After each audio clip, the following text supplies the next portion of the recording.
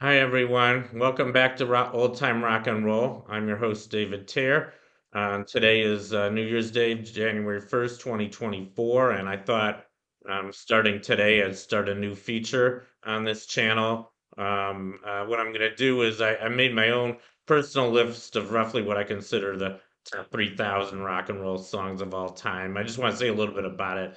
It's not my personal favorites, but it's what I think most people's are roughly so, and it goes from about 1954 to 1999.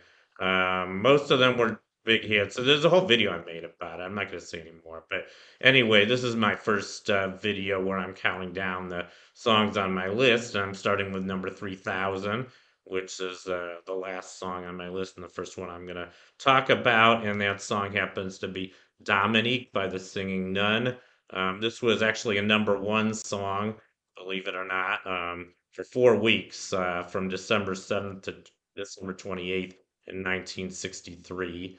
I think it's kind of a joke. I've hardly ever heard this song on the radio, by the way, even though I'm a big oldies fan. I really don't know what the listeners were thinking when they made this song number one.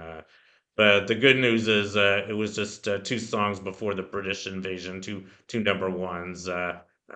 February '64 was when I Want to Hold Your Hand went to number one. It was the first of several number ones for the Beatles. It was also right after they appeared on the Ed Sullivan Show. So they were going to show the world pretty soon what rock and roll was really about. But anyway, I want to say a little bit about Dominique. It's not a terrible song. It's just, it's a kind of a novelty song, I think. It was written by an actual nun, a Belgian nun named Janine Deckers, and I guess she had a couple professional names. She was also known as Sourire, which means Sister Smile in French, and of course, the Singing Nun. That's how she presented herself for the song. And here's a picture of her.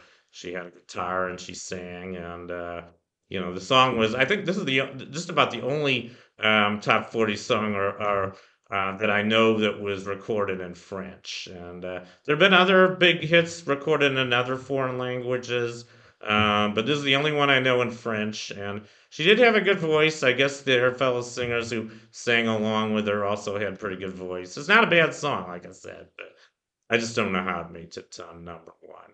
But anyway, it is number 3,000 on my list. And anyway, I'm going to keep doing this every day for probably the next 8.5 years.